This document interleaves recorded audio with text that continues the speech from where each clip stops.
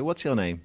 My name is Jacques. Hello, Jacques. Welcome to the Science Shed. Thank you. I am from the European continent. Am I Oh. still welcome in the Science Shed? Everyone is welcome to the Science Shed, Fred, But what especially about you.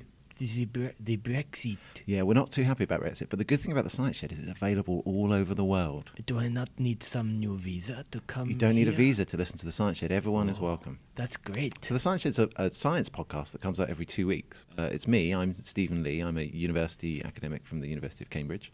And my colleague here is Nick Evans. Do you make jokes and act silly and that kind of thing? We would never be silly. We don't. We're Brits. We don't have any. We don't have any sense of Why humour. not? Because we're British. We have no sense of humour. I do not understand. We kick everyone out Okay. all the time. So what should I do if I want to come in and listen? Well, you tell you what. You sit down. Okay. Get yourself a pastis. Oh, Ricard. Exactly. And Oh, we'll dear. get on with it. How about that? That sounds very good. Thank you, Mr. Steve. Science Shed! We're in the Science Shed! Science Shed! We're in the Science Shed! Come on, Steve. Bunsen, Burner! Dolly, Machine! internal. Combustion! Why do we need Steve! Petri, Dishes! Oscar, Base! Isaac, Newton! transplanting? Bye-bye! Oh, hello, Steve. Nick, Oh, how are you? I'm all right. I've just come up to London on the train. Me too. You look a bit manic today. Oh, I am a little bit. I feel full He's of got energy. He's got this kind of crazy look in his eye. Steve, I'm fit at the moment. I'm going to Mallorca on my bike in a week or so, actually, and I've been training. Nice. How far you been? I went 50 miles on Saturday. That's good. And I went 50 miles on Tuesday, and I went mountain biking in the mud last night for 20 miles. I was on the train. Yeah. I feel a little bit stressed at the same time because I had an argument with the steward, the dude who sells the tea and the Right. stuff. I feel really bad about it, Steve. What happened? Well, he was a bit of an idiot. Nick's rushing is because he's a bit late. He's trying to get on the train to London. Probably wants a coffee because he hasn't had time to have one and he's a bit cranky. Yeah, And I he was gets really on the train. thirsty and needing some caffeine. Right. Okay. And then he comes down. I was waiting for him. Yeah. So I was fully expecting the trolley to come. Is it like when you're on an aeroplane and you can see they're coming and you're like, oh, I can't wait to get my sandwich. Yeah. They move a bit quick on the train, to be Yeah. fair. But it took a while, and then I saw him coming. I was like, oh, I'm gonna have a cup of tea. Oh, Yeah. I can't wait to have my cup of tea. Yeah. No hot bloody water, was there on his trolley? I would say that was the kind of basic, the bare bones you would need on a trolley is a cup of tea. But the thing is, when I asked him, can I have a cup of tea? He said, no, there's no hot water. That's why I said cold drinks only. Like you should know. Immediately defensive, right? And he looked a bit like a grey Saxondale, and he had that miserable countenance. So in your head, you're hoping him to say, "Oh, I'm terribly sorry, sir. Unfortunately, we don't have any hot water." I know, and I'd heard him earlier on making sort of quips, amusing quips when Right. he was announcing it. Hello, ladies and gentlemen. Right. It's Oh. a bit of a personality. then. Some wine for you if you want to have it, ladies. That sort of thing. And I was like thinking, this guy's a knob. Yeah. Anyway, so he goes past, and then within 20 seconds, he comes over the announcement, because I was near the front. He comes on the announcement and says, oh, my friend Gus has sorted out the hot water problem. We now have hot water. So I was like, yes, get in. Yeah. So I walked. I got out of my seat immediately. Caught him up. I went to him and said, oh, can I have a cup of tea, please? Yeah. And anyway, he seemed a bit So did you put get your tea? out that I'd come so soon. I think he was annoyed that I'd got out of my seat and come straight away. Because you really wanted your cup of So tea. he was haffawing and fiddling at the lock, and then he got the tea out, made me my cup of tea, and he said, milk? And I said, yes, please. And he said, anything else? And I was like, no, it's all right. Thinking he was like a bag of crisps or something. So he gave me a tea. So, can I have some sugar as well? And I said, that's why I asked whether you wanted anything else. What a prick. And no, but I went into like polite mode, and I went, oh, Right. sorry. Yeah. And he went, it's all right. My teenage daughters don't listen to me either. Ooh. So I thought, well, hang on a minute. I was a bit surprised. I didn't do anything. I Yeah. just kind of That's the thought, one that well, is seems this that- like a little joke Oh, between right, the okay. two? Right. So he's being a bit... So it's not like confrontational, it's a bit jovial. No, I think it was confrontational. Oh, I sat okay. down and I seized Start- the deceit. started The to more I stew. thought about it, the more the Like- thought went round in my brain from Like- one part of the brain to the other, the more angry I became. Like the I tea became in your angrier drink. and angrier and angrier and more angry. And eventually I got out of my seat after I drunk my tea. Prepared and he had his yourself. trolley Yeah. in front of the bin. Yeah. And I walked past him and I stared him in the eye and I rammed my drink in the bin behind Right. the trolley without really acknowledging him. He didn't Right. react. No. And you know what I did then? Did you give him a tut? I went on the internet and I found how to give feedback to Southwestern chains, You should have tweeted them. and I made a complaint. Wow. Well, there you go. It's a very short complaint. It was more constructive feedback. I think your steward was very rude. Yeah. But I feel bad about it. Steve. No, don't feel bad about it. If he was a nice person, you wouldn't have had to have given him negative To feedback. be honest with you, he must do that on a regular basis. Maybe give him the benefit of the doubt. Maybe he's having a bad day. Okay, well, let's. Why don't we try and cheer you up a bit by getting on with the podcast? How about Yeah. that? Nick, Steve, so guess what I did this week? Always in the gutter. Always. I don't know. What did you do this Wait, week? me and my lab did the Science Museum Lates this week. Oh, I know about that because Yeah. I saw you on Twitter. And Yeah. I had a look at some of your photos. It was like it was really good fun. I want to kind of talk about it a little bit. 'Cause then Yeah. I can recycle some old content and pretend like it's. Well, doing I was going Cycom. to ask you about it Yeah. anyway because I saw about it and it looked cool. Yeah, it was fun. So we, so the Science Museum Lates, for anyone who doesn't know, is kind of a few times a year. I think it's kind of like 10 times a year. They open the Science Museum in Kensington, but they don't let any kids in, and it's in the evening, and they have like bars, and so people can have a beer, walk around without any kind of screaming children, and look at not just the standard Science Museum exhibitions, but they also put on kind of temporary ones, and they're all kind of like focused to different subjects. So previously there was one about maths and code. This one was sponsored by the Royal Society, who fund me. And it was called The Next Big Thing. So we submitted a grant proposal, and our exhibition was called How a Gin and Tonic Can Save Your Life. How can a gin and tonic save your life, Yeah. Steve? Well, It's bad for you, gin and tonics. so what we spoke about is I know that- they're bad for you. what, gin and tonics? Yeah, because if I have 10 of them, I feel really terrible. We for several gave days. away free booze. Well, I think our exhibition was particularly popular. I think you probably broke some rule there. No, actually, I'll tell you what happened, right? So I came in, you have to submit a rider, right? So you basically have to Well, tell the rider, Science like, Museum. like in Spinal Tap. Yeah, exactly. But not for like you, but for what you need to do the exhibition, right? So what did you say? So we needed some ice and some cups, right? Yeah. Because obviously we're giving away booze. So they can sort that out for you. They can sort that out. I needed That's loads of wicked. and we needed plugs. Normally you have to do all this bull. No, they sorted that, and then I needed 3 TV screens, right? so we turned up there, early, massively unorganized. No one was there. We were organized, in a kind of very unlike me, but it was because the rest of my lab and the people that were helping out, they were much more organized than I were. So Yeah. we were there early. We had time to spare, which is very unlike me. Anyway. Went to them, like we only had we had 45 minutes from when the museum closed at 6 to when the Lates opened at 6:45. Pretty fast turnaround, eh? Pretty fast. You got So to go what you in, you got to those set 45 everything minutes? up. You got a desk. Got the desk. Have you got like a van with a bunch of stuff We had in a it? whole van full of stuff Oh that we had to like my move into the God. Science Museum, set up. Anyway, This we wanted is when some you want to be ice. doing like maths, isn't it? And you just write numbers on a bit of paper Exactly. and stick them on a board. So we needed ice, right? And the woman came up to me and she's like, "Well, we didn't get that on the rider." I'm like, "Well, it should have been on the rider. Why wasn't it on the rider? It's integral to our communication strategy." Did you lose it like Nigel Tufnell and little Spinal bit. Tap with I the got- little sandwiches with the meat that didn't fit quite in the bread and he couldn't understand it? Was it like that? It was. I did get a bit Look, pissed where's off. the ice? I don't understand where the ice is. Look, Yeah. I said on my rider, well, I'm not performing. Exactly, Right. that's what it was like. But anyway, the woman came up to me and she's like, "Well, she nearly wasn't going to let us do it," and I was like, "Why not?" And she was like, "Well, you haven't done like food and safety certificate on how to put ice in a cup." I can see your face reddening already. I Ice can see in you a getting a bit angry. cup, Nick. I'm like, these people are doing PhDs at Cambridge University. They can handle putting ice in a cup. And they were just like, "No, we can't do it. We can't. We absolutely. There is no way around this. You cannot. There is no way anyone could possibly teach you to put ice in a cup." So had you not filled out a form? I had. And they said, "Well, if we would have got this, we would have told you." I'm like, "Well, I filled the form in as you asked." Anyway, I came up with a solution on the fly. I was thinking fast. I was like, "Okay, well, can I just get a bucket and chill the gin and chill the tonic in the ice, Yeah, but yeah. don't put the ice in the cup?" Yeah, Because it was the ice in the cup they were Oh unhappy my with. God, that's crazy. Yeah, so and there's that- ice there, but the problem was with transferring it from one container to another so container. So the ice is in a cup. The ice is in a big box, and so we weren't allowed to put the ice in the cup and have someone drink from the cup with the ice in it. But we could have the ice around the liquid. Oh my God, this is melting my brain. Hang on a minute. Hang on a minute. So you were going to make gin and tonic with ice in it? We were going to make gin and tonic With ice in it? Yeah, and we weren't allowed But you to weren't that. allowed to put because No. you could put the gin in the glass and you could put the tonic in the glass. That's You fine. can't put the ice in the glass. Exactly. Are you messing with me? I would have just disobeyed. I would have just done it anyway. Well, but and then I would have laughed. I would have looked at but them across the room they and would have smiled. taken the ice away. They were going to take the ice You away. would physically stop them.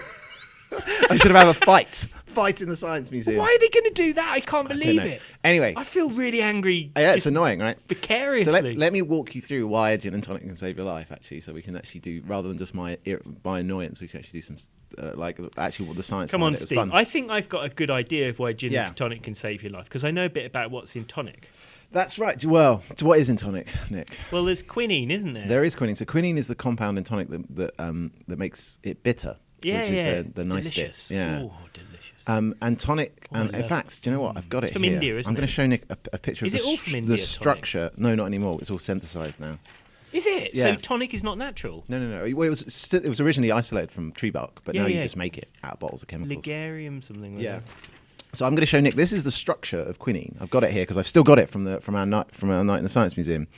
And there's like two bits of it. It means but, boggle to me, well, Steve. the other, and we'll Are post you going this. to tweet that? Yeah, we'll tweet this. But it's kind of interesting because quinine, probably if people are familiar with it, was the first anti-malarial drug. Well, that's what I was going to say. Yeah. I know that people took. I mean, that's what in India people ate this tree bark. Or Yeah. Made drinks from it because it was anti-malarial. Yeah, so now we don't really use it. And in fact, most strains of malaria are quinine resistant now, apparently. Yeah. So it doesn't really You work take anymore. similar things, chloroquine and things like that, Exactly, which are yeah. probably structurally related to That's quinine. exactly right. But there's kind of two halves of the molecule that make it really beautiful. Like one of it is the bit that's anti-malarial, which is this bit here, which I'm pointing out to Nick and we'll tweet out.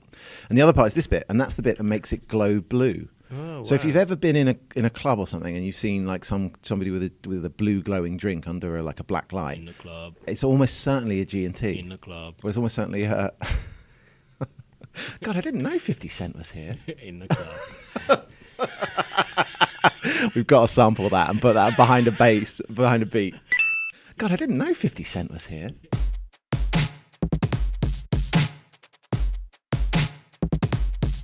In the club.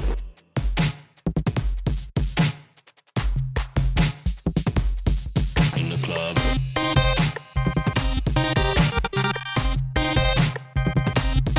In the club.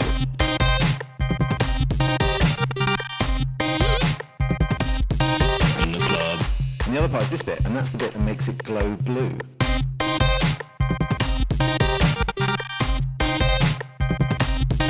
In the club. In the club, club. In the club. Oh, sorry, I can't do the fiddy voice. Anyway, So these and that glowing blue is a phenomenon called fluorescence, and we work on fluorescence in our lab. So fluorescence, for anyone who doesn't know, isn't like scientists like to complicate things, but all fluorescence is the absorbing one color of light and spitting out a different color light. That's all it is. So in your gin and tonic, when you're in the club, Nick, can we do that? in the club. When you're in the club.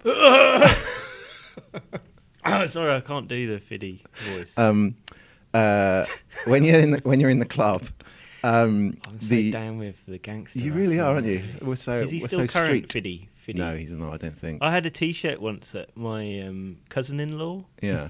my fiance's cousin, bought me. It must have been a 50th birthday present, and he found it in a charity shop. And it just said "I'm fiddy" on it. And I really, Please tell me you used to wear it I really, everywhere. Did you like It it? was Randy bought me that. Hello, Randy. I Hello, don't Randy, really- friend of the Science Shed. Anyway. yeah. So this kind of now that kind of blue glow. What we use that for, we can use that in the lab. We use that as a way of lighting up the inside of cells and the outside of cells, for that matter. So the problem is if you just take a microscope and look down the microscope at some cells, the refractive index, so i.e. the kind of inside of it, it's very difficult to tell different parts of a cell because they all interact with light in about the same way. But by attaching some of these molecules that glow to specific bits of the cell, what you can do is you can make the inside of the cell, so for instance the nucleus or where the DNA is or where the membranes are, you can make them glow different colors, and therefore you can see what's going on. Yeah. So that's kind of used quite extensively. And then what we do in our lab is one of the things we're working on is we're using this fluorescence microscopy, which is we don't use quinine, but we use chemically related compounds. And we're using it to try and understand the kind of molecular origin of adaptive immunity. So when your body has a molecular origin of adaptive immunity. Yeah. Jargon alert. What's Okay. that? So basically, you have cells in your body that make a decision whether you've been infected by a bacteria or a virus. So they're chugging along and they're going, "Hello, this is normal. This is my house. Look at this. It's all normal down here. Yeah. The walls I recognize as my blood vessel here. Further around the corner, Where's this T cell from? is a European. I don't belong."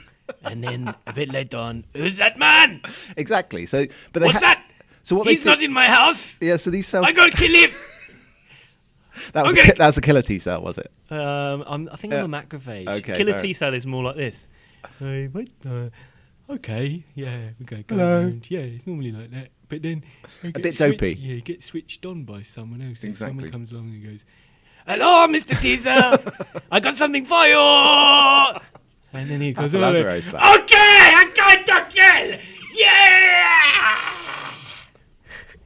Wow, so there you go. So those cells are called T cells because they're made in your thymus, in your neck, and they have to make a decision, much like Nick just went through for you there. But what we don't really understand, as much as you might believe Nick's rendition of a T cell making a decision, is we don't really understand how that works. So we're using it in the lab. We're trying to use these fluorescent things to be able to try and understand how the cells make a decision, and it's really impressive, right? So you have a receptor on the surface. Receptor. Well, do you know what that is? Oh, well, I don't know. A receptor. okay. I mean, a receptor's like a little thing that sticks out of a cell, and only one thing will fit into it. Yeah. And when it fits into it, the cell knows.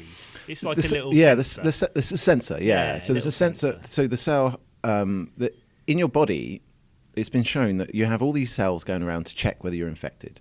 And on the surface of all of those cells, there's a receptor, right? There's this little sensor, and it's shown that like between 1 and 2 of those sensors on the surface of those cells, and of your about, I don't know how many T cells you got, but there's millions of cells. Just one of those changing state, that sensor working on one, can initiate an entire immune response. Mm-hmm. The whole thing of you being ill can be initiated by one thing, and we've got no idea how it works. So what we're trying to do at the Science Museum is explain that, and then we had a little game, and then people had to guess some things from a game, and if they won it, they won a free G&T without ice in it.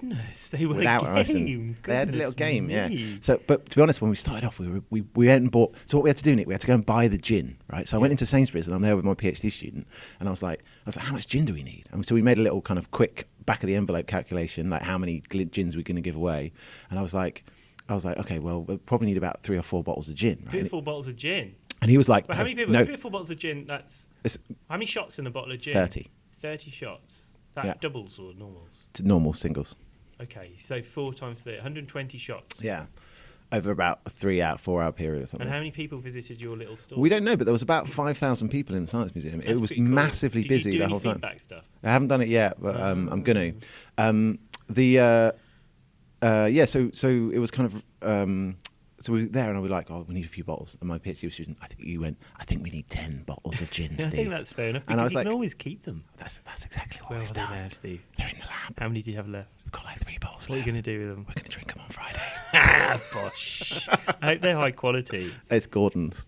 Gordon's is fine. Yeah. You know what? I think people go way over the top. There's about a bit of a which gin ultimately- revolution, isn't yeah, there? but it's nonsense. Because ultimately, gin is just mixed with something. Indeed. So no one what has a the pe- shot of gin on their Ah. after a long day in the lab. I come back. That annoys me when people say, I Oh, can't- cucumber I'm with not with having, Hendrix. No, I'm not having the London gin. I need the Bombay Sapphire or the Tanqueray. No, They're all exactly the Scrub same. Scrub that. Not the Tanqueray. The Bombay Sapphire. That's the one that I want.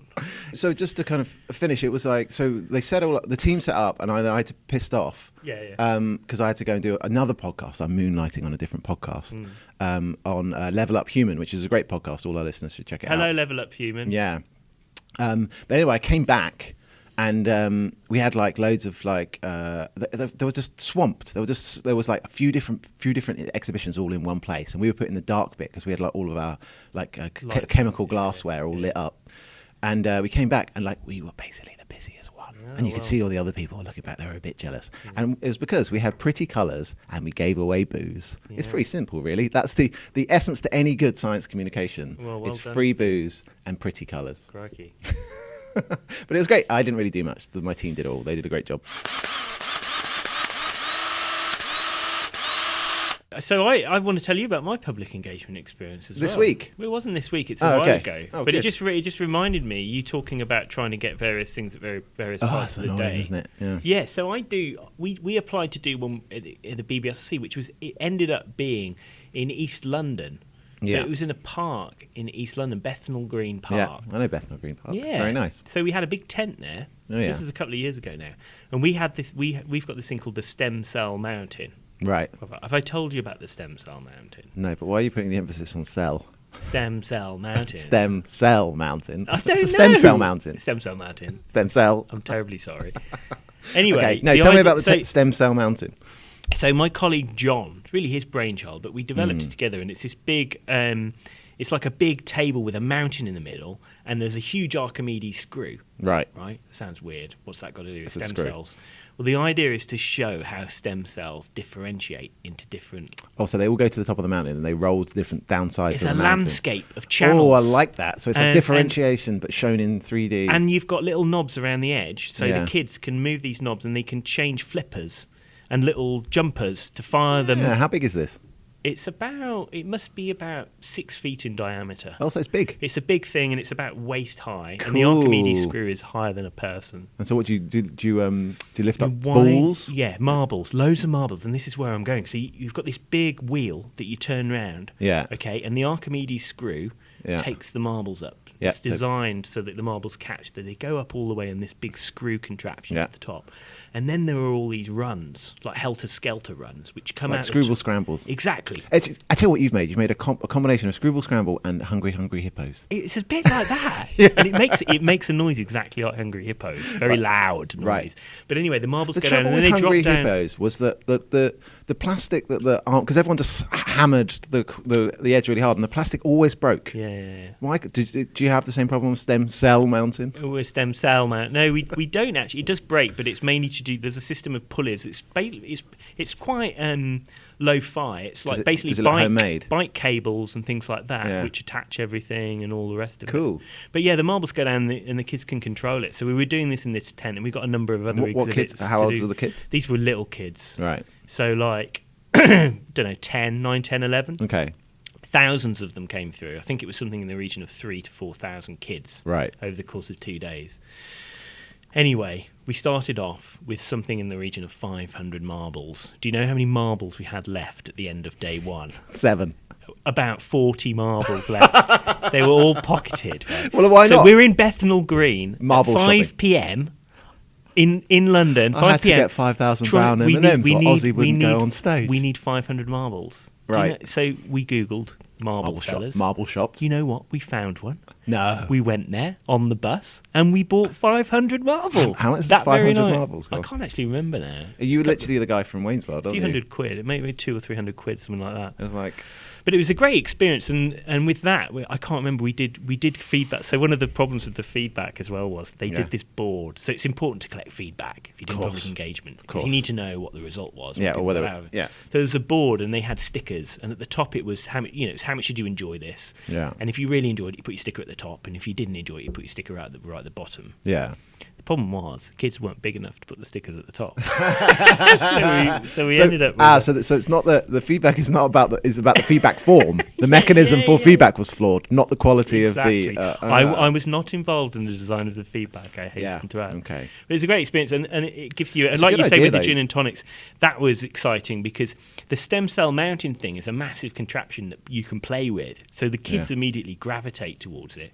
But then you've got a number of other things. So there was a bunch of us all standing round. Yeah. And then you can collar like their parents or even the kids, and you Yeah. can explain So why is it stem it cells must are be important really loud? and why you're using them. Yeah, it's a loud thing. But It's how? like But Hungry like, Hippo doesn't noise. it? Doesn't Like it? a pinball sort of thing. doesn't it give you like a headache if you've got to stand by it for like 3 Well, hours? it's just so tiring anyway, and you'll Yeah. know, having done an exhibit for 3 hours. This was over 3 days, 9 to 5. Oh my God. Yeah, but we were doing it in 2-hour blocks, which was enough. And you're talking to people saying pretty much the same thing over and over again for 3 days. You forget when you're mid-spiel, don't you? You forget, have I already told them about this, or am I going to have to tell them, or am I repeating myself? Exhausted is an understatement. Yeah. You felt every day like I'd done a really solid day's work because your brain hurt and your mouth was dry. The thing is, at the end of our thing, we had to pack it up. Pack it all up. We did all that there. We had to pack it up and put it back in the van before we could even go to the pub. You must have been knackered. Yeah, it was good though. Yeah, we had to pack. I remember the packing up being a massive pain in the neck. Yeah. But it just got done in the end. And there were so many of us. That's since gone, by the way, the Stem Cell Mountain. Stem Cell Mountain.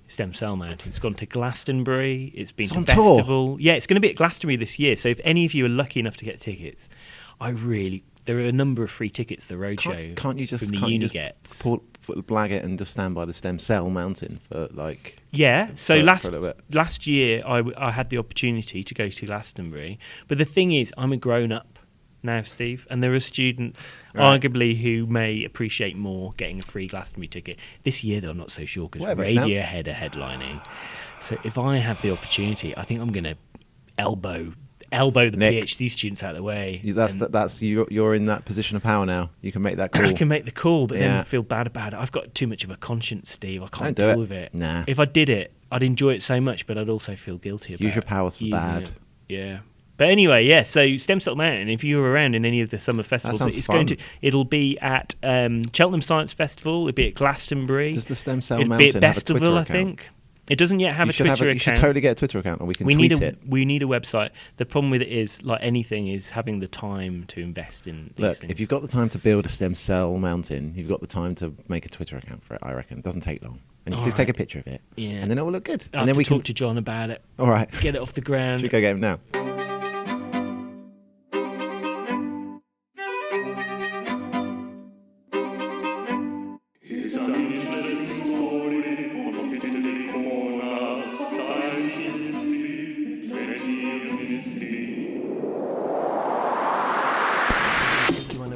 Science of the past. Pulled on your money, got some cold in your glass. I didn't have the internet, which is a Game of Thrones, but still I had some fun debating shit like telephone.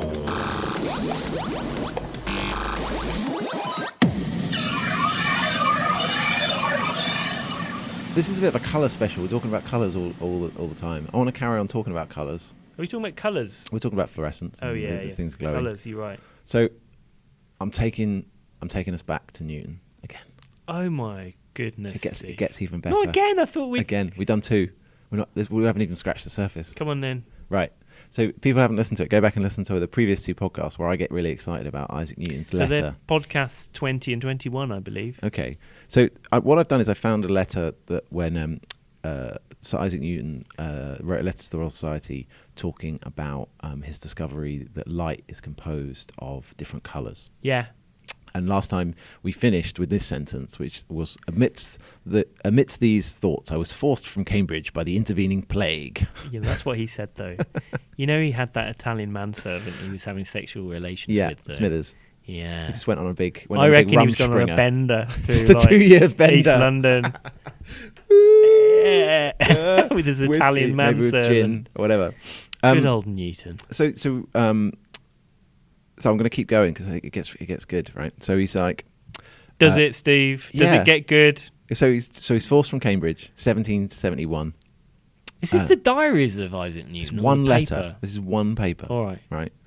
And this is how good it is, right? So he says, and it was more for. So he's forced from Cambridge because of the plague. Get the words out, Steve. And it Come was. on. You can read. Come on. Do you want me to read it? No, it's all right. And it was more than 2 years before I proceeded further. So he's just like finished his. Fair play, man. 2-year break. Yeah. The plague would stop me working for a couple of years. That's true.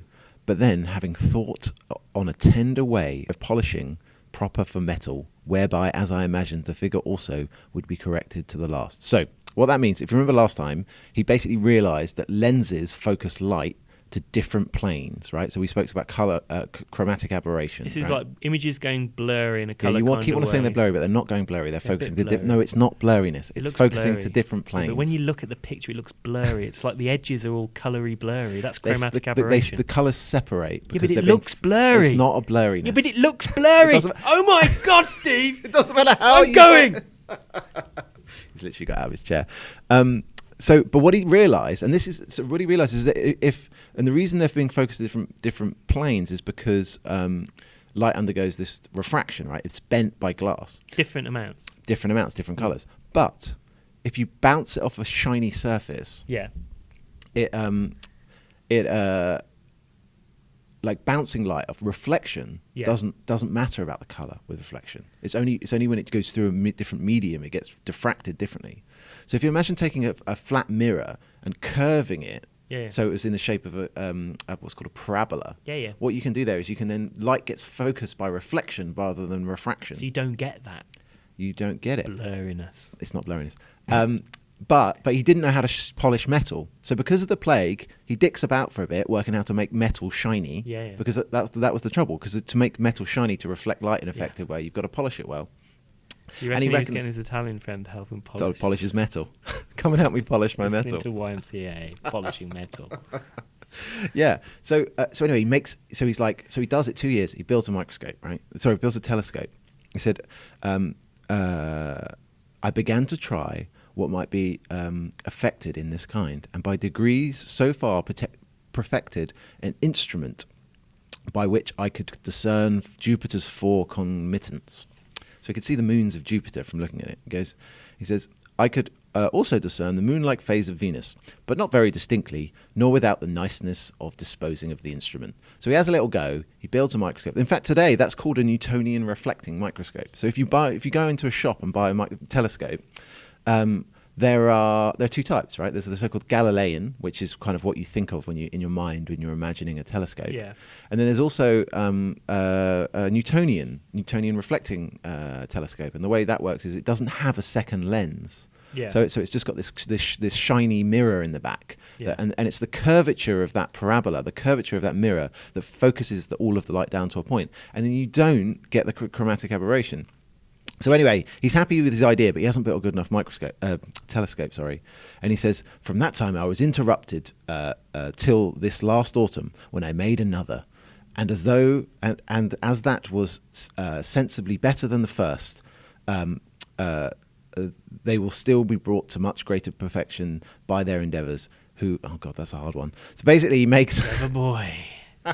So what he did was Yeah. he found he observed using science this chromatic aberration effect, Yeah. this kind of like separation of the light into colours, and then he thought, well, actually, if I wanted to do it better, I could just reflect all the light to a point, and that might be a better way of focusing Exactly. and magnifying things. So he went away and he did some technology development, Yeah. and he made his own amazing, much better. But telescope. what I love about that, right, is he's doing these experiments and he's like thinking about light passing through glass, and it's thinking about, okay, well, how can I use that phenomenon to develop technology? He thought about it and he came back, right, and then I'll finish on this bit for this bit. So like so he's happy. He's built this instrument. He's like sent it down to London so people can use it. You can use it to see the moons of Jupiter and the phases of Venus.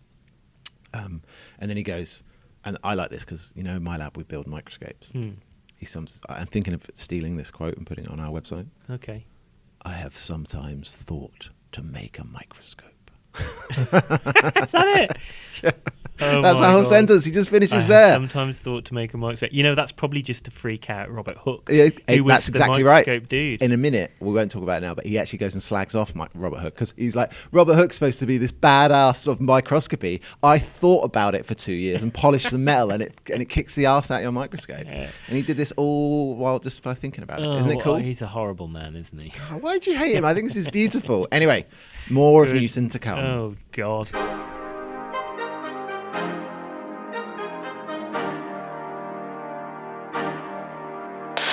Science shed! We're in the science shed! Science shed! We're in the science shed! Come on, Steve! Bunsen. Burner! Dolly. Machine! Internal. Combustion! Why do we need? Steve! Petri, Dishes. Oscar, Babe. Isaac, Newton. transplanting. Oh, Steve, have we finished? That was all the colours we could talk about. I'm sweating in my armpit areas. Yeah, I could really do. I feel really energetic. It's warm in this room. I think I need some liquid. and When you maybe get some sugar. energetic, like Yeah. speaking, do you find that your armpits sweat more than normal? I do. Do you know what? Do you find that after you've been speaking a lot, you feel like high? I find a bit high, but then I crash. Oh, see, I don't crash. I Crash feel into a like ball. I like. I what high you after, and then about an hour later, I'm kind of like sleeping at my desk, my head back, Right. spittle dribbling out. Do you think that's all the of my mouth. listeners now are just like they're bored of us being manic? We should call this the manic podcast, and now they can. Well, should we go and crash, Nick? Oh yeah, we should. Steve. Well, if they ano- want to kind of follow us on social media, Yeah. they can kind of interact. Yeah. So that's probably the best way to get hold of us. at the Evans Lab on Twitter for me. And I'm at Steve the Chemist. And do you know what? We've got a couple of reviews on iTunes now. Have we? Yeah, we got 2. And are they good? We've got 5 5-star reviews, Yeah. and then everyone else. Then that's all the ones of people that just click the star buttons. Yeah. Somebody said, shall I read you the Yeah, go thing on. of it? Hold on. I'm nervous. We've got 2. So very thank you to the 2 people that have done that. We've been asking that for like awesome, 3 weeks guys. now. You can be And- really nasty. I don't mind. But everyone else should. So if it would help us immensely if you could just write a review. It doesn't have to be a Please good do. one, but Yeah. just write it. So someone said, "Listen, and you'll be back for more!" Oh, Exclamation mark. It's like a chocolate bar. And Dr Bov said, 2 hilarious science mates dropping golden science nano nuggets. Dr. Bov! There's more. Gosh! So tasty, brackets. Also, make you sound super intelligent and interesting down the pub when later passing them off as your own. That is a great review. Isn't it a good review? Thank you, Dr. Bov. Thank you, Dr. Bov. Please get in touch with us and maybe actually slag us off, because that would also be just as funny. Particularly if you slag Nick off and not me. Well, I don't mind being slagged off. My skin is now so thick. I've been in this job for so long. Nothing Been can hurt beaten me down. anymore. Been beaten so many times. All right. I can't get any lower. Beat away. Just beat my supine body. Bye. Love you, bye.